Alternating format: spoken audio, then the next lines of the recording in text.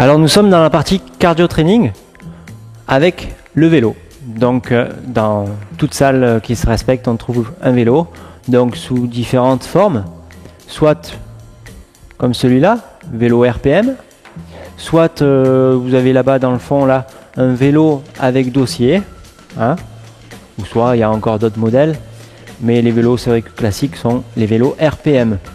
Alors vous avez différents réglages, réglage selle, réglage guidon.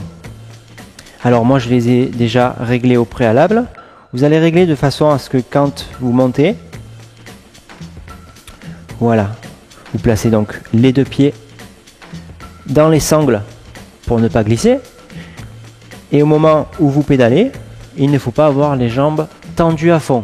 Donc légèrement fléchies, c'est l'idéal, ça évite de forcer sur les articulations des genoux.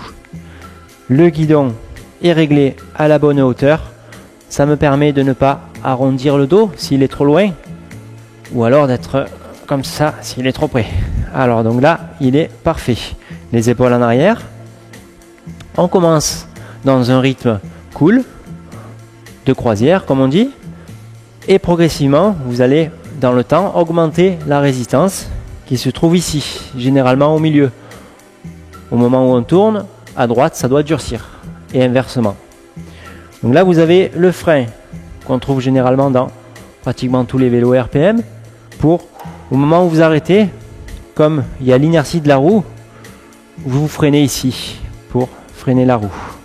Donc, on repart et c'est parti. Donc, selon votre entraînement, soit vous allez faire un échauffement qui va durer de 5 à 10 minutes, soit plus. Vous pouvez en faire jusqu'à 20 minutes, une demi-heure, voire plus.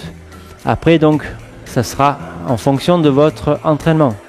Si vous cherchez plutôt à perdre du poids, à fondre les graisses, comme on dit, vous allez plutôt en faire une demi-heure à 45 minutes.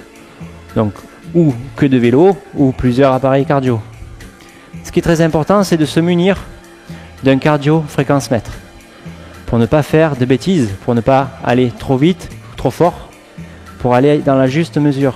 Donc ce qui est important, c'est que si vous voulez fondre les graisses, il faut travailler à 70% de la fréquence cardiaque maximale.